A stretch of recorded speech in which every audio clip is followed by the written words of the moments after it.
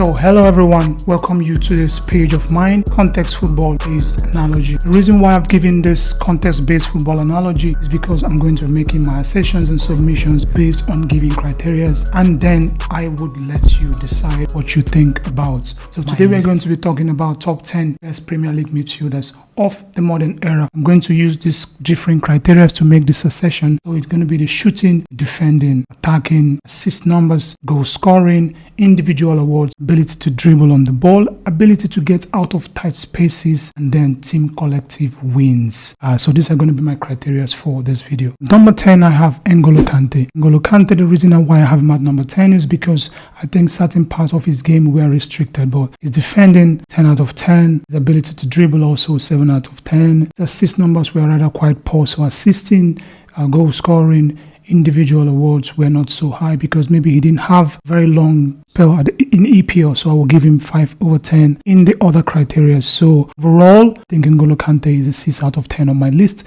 so the reason why I have him at number 10. Number 9, I have Cesc Fabregas. Cesc Fabregas is on this list. I think maybe he would have been higher up the list if he had more tributes of a great midfielder. But when it came to his assisting numbers, they were very, very good. Goal scoring was a bit suspect. He couldn't really defend except he had a defensive midfielder alongside him. His attacking was not so good because he couldn't do a box-to-box. So most of the time, games were much restricted. Dribbling was not really so good, but then Cesc Fabregas could run a game. So overall, I will give him also 6.5 out of 10. This is why Cesc Fabregas is number 9 on my list. Okay. Number 8, I have Captain Fantastic for Manchester United, Roy Keane.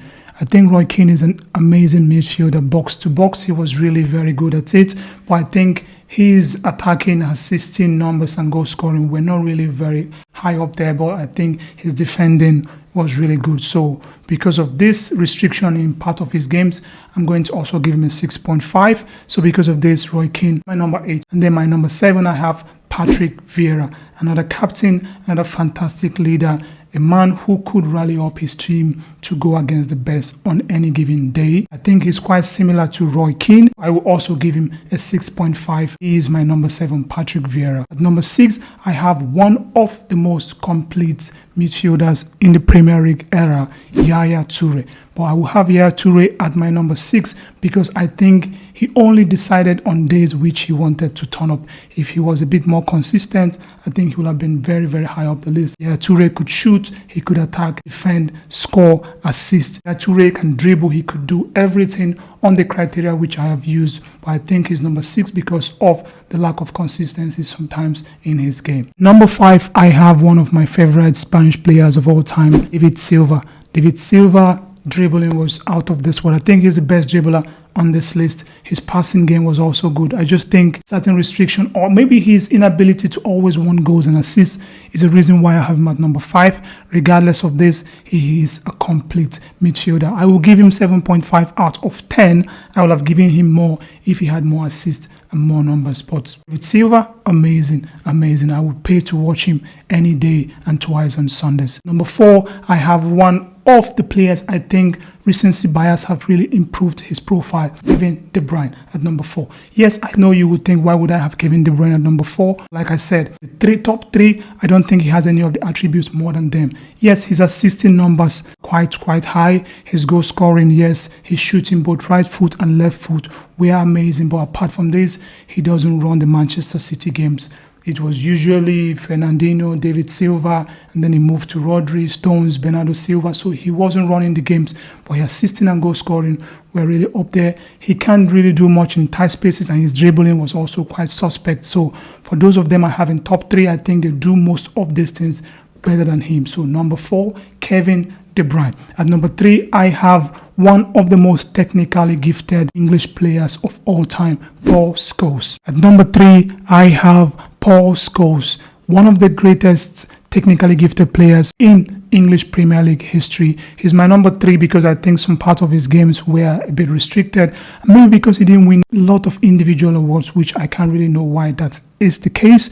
But Paul Scholes, his assisting numbers were really great. His goal scoring also great. His passing game great. He could run the games. He can also dribble sometimes, so I think Paul Scholes is my number 3. And overall, I will give him 8 over 10. Paul Scholes, an outstanding midfielder. At number 2, my number 2 and my number 1 are a bit subjective. It depends on personal opinion, but I do not really believe there is a wrong answer to this particular ranking. So my number 2 would be Steven Gerrard. Steven Gerrard was amazing. He did a lot for Liverpool, and I think he's one of the greatest Premier League players of all time.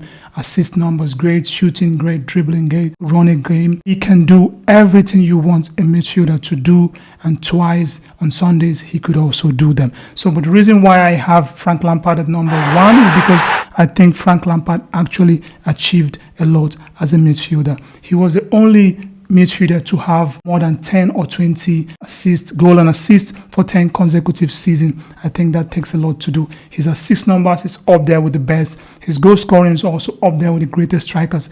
Given he is a midfielder, this is an amazing feat. Assist numbers great, goal scoring great, dribbling great, shooting both foot great. He could do everything. And again, he was also a top 2 Ballon d'Or nominee. So my number 1, Frank Lampard.